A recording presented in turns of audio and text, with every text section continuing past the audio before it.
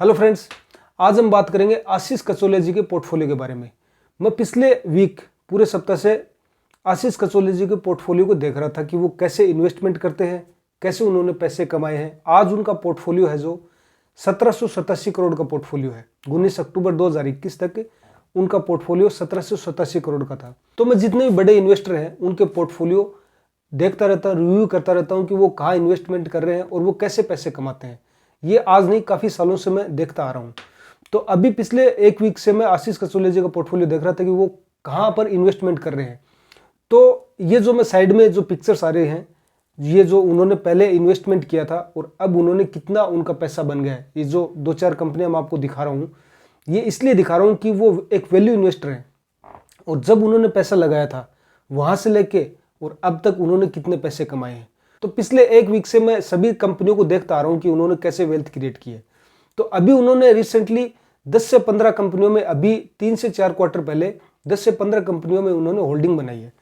तो मैं देख रहा था कि हम कहाँ इन्वेस्टमेंट कर सकते हैं और ऐसी कौन सी कंपनी है जिसमें हम इन्वेस्टमेंट कर सकते हैं अभी के टाइम पर। तो एक ऐसी कंपनी मेरे नज़र में आई जिसका नाम है एमी ऑर्गेनिक। उसका मैं आज थोड़ा बिजनेस के बारे में बताऊंगा आपको, देन उसके फंडामेंटल्स बताऊंगा, प्राइस के बारे में बताऊंगा, इस कंपनी की पूरी डिटेल एनालिसिस करूंगा, देन उसके बाद में मेरा व्यू बताऊंगा इस कंपनी में मैं इन्वेस्टमेंट करूंगा या नहीं। तो एमी ऑर्गेनिक की बात करें तो एमी ऑर्गेनिक का आईपीओ 14 सितंबर 2021 को आया था।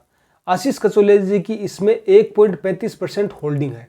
जब से ये इसका आईपीओ आया है उसके बाद में इस कंपनी ने, इस स्टॉक ने अच्छे रिटर्न नहीं दिए हैं। अगर हम एमी ऑर्गेनिक के बिजनेस की बात करें तो फार्मा और स्पेशलिटी केमिकल में काम करती है। फार्मा से इसकी 88% रेवेन्यू आती है और स्पेशलिटी केमिकल से इसकी 5% रेवेन्यू आती है। और फार्मा में जो काम करती है, फार्मा में एपीआई बनाती है, एक्टिव फार्मास्यूटिकल इंग्रेडिएंट्स, जो कि एपीआई आप समझते हो कि एपीआई जो एक पाउडर होता है जो हम कोई भी टेबलेट्स बनाते हैं उसमें काम आता है। वो पाउडर के रूप में भी होता है और लिक्विड के रूप में भी होता है। तो फार्मा में इसमें एपीआई का प्रोडक्ट्स बनाती है। देन स्पेशलिटी केमिकल में ये पर्सनल केयर, एग्रीकल्चर और बहुत से अदर प्रोडक्ट्स के लिए केमिकल बनाती है। अगर हम इस कंपनी क्लाइंट बेस की बात करें तो इस कंपनी के 25 से ज़्यादा कंट्रीज में इसका क्लाइंट है और 150 से ज़्यादा इसके कस्टमर हैं। अगर कस्टमर की मैं बात करूं तो कस्टमर ये नहीं है सिंगल, जैसे कि एक या दो, हमारे जैसे कस्टमर की बात नहीं कर रहा हूं मैं। इसके जो कस्टमर्स हैं वो बड़े बड़े कस्टमर्स हैं, जैसे कि बड़ी बड़ी कंपनियां, जैसे कि Laurus lab, Cadila health care, Cipla, Fabbrica Italiana, ऐसे बहुत सी बड़ी बड़ी कंपनियां हैं जो इसके 150 से ज़्यादा कस्टमर हैं। और अगर कंट्रीज़ की मैं बात करूं, 25 से ज़्यादा कंट्रीज़ में ये अपने प्रोडक्ट एक्सपोर्ट करती है। तो उनकी अगर मैं बात करूं तो USA, China, Israel, Japan, America, ऐसी बहुत सी बड़ी बड़ी कंट्रीज़ में ये अपने प्रोडक्ट्स एक्सपोर्ट करती है। और इसके जो कस्टमर्स की अगर मैं बात करूं तो 13 जो कस्टमर है, जैसे कि मैंने आपको बताया Lord's lab, Cadila health care, ये पिछले 10 साल से, ऐसी बड़ी बड़ी कंपनियां पिछले 10 साल से इनके साथ काम कर रही है। और 50 ऐसी बड़ी बड़ी कंपनियां पिछले 5 साल से लगातार इनके साथ काम कर रही है।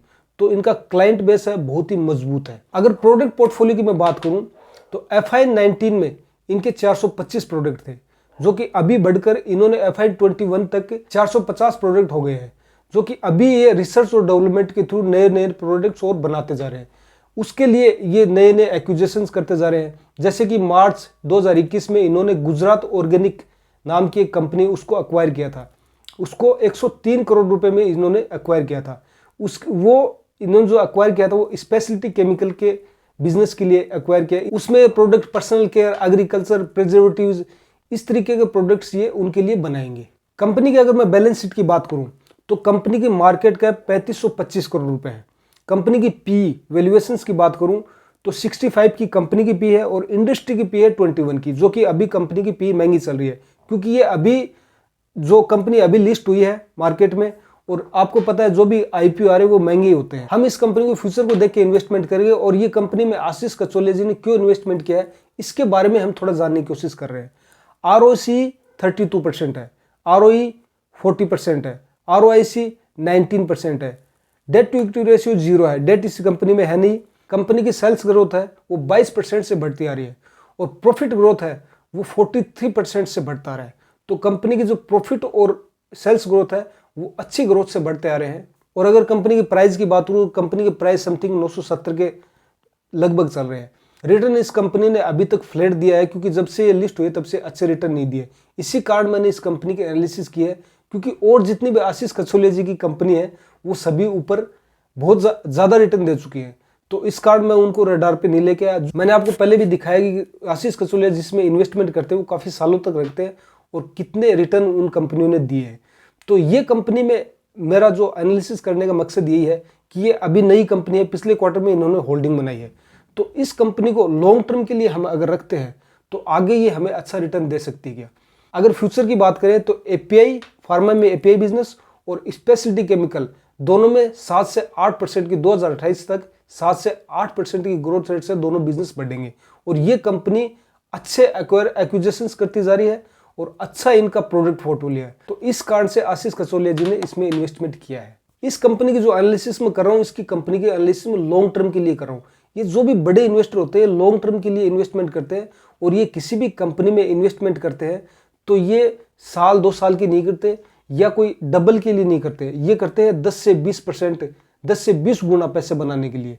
तो हमें जो भी कंपनी में मैं एनालिसिस कर रहा हूँ वो बिग रिटर्न के लिए कर रहा हूँ, ना कि हम डबल के लिए कर रहे हैं। और अगर आशीष कचोलिया जी की इन्वेस्टिंग स्टाइल अगर देखते हैं तो आशीष कचोलिया जी 500 से 2000 करोड़ तक की कंपनी में इन्वेस्टमेंट करना ज़्यादा पसंद करते हैं, प्रेफर करते हैं, क्योंकि वो कंपनियां जल्दी ग्रो होती हैं और जल्दी ही उनमें अच्छा रिटर्न मिलता है। मतलब जल्दी नहीं, 2-4 साल में मिलता है, लेकिन वो ग्रो होने के उनके साथ ज़्यादा होते हैं। अगर आप 1 लाख करोड़ की, 2 लाख करोड़ की कंपनी में इन्वेस्टमेंट करोगे तो वो कितना ग्रो कर लेगी। तो ये छोटी कंपनी में ज़्यादा इन्वेस्टमेंट करते हैं। और इन बड़े इन्वेस्टर्स की एक बात और बता देता हूँ आपको, मैंने पहले भी बताई है, ये कंपनी की मार्केट कैप देखते हैं। ये कंपनी के प्राइस को फॉलो नहीं करते, ये कंपनी के मार्केट कैप देखते हैं और कंपनी की मार्केट कैप के अनुसार ही ये इन्वेस्टमेंट करते हैं। ये देखते हैं कि इस कंपनी की 1000 करोड़ की मार्केट कैप है, ये 5000 करोड़ की भी हो जाती है तो हमारे पैसे 5 गुना हो जाते हैं। ये प्राइस नहीं देखते। हम रिटेल इन्वेस्टर क्या करते हैं, प्राइस देखते हैं, छोटा प्राइस देखते हैं, मार्केट कैप कंपनी की देखते नहीं है।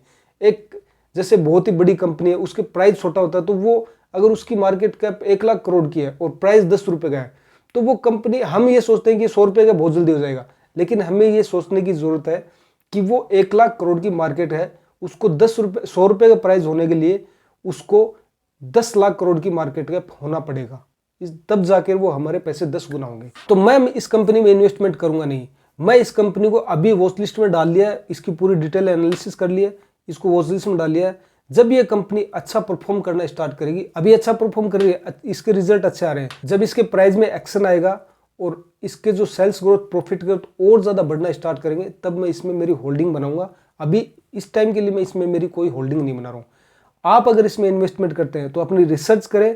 लॉन्ग टर्म के लिए अगर आप इन्वेस्टमेंट करना चाहते हैं तो आज से इन्वेस्टमेंट कर सकते हैं। लॉन्ग टर्म में तो आप देख रहे हैं इसका प्राइस कहां पर है, आप आज से इन्वेस्टमेंट कर सकते हैं। ये कंपनी के एनालिसिस मैंने लॉन्ग टर्म के लिए किया और मैं ज्यादातर लॉन्ग टर्म के लिए ही इन्वेस्टमेंट करता हूं।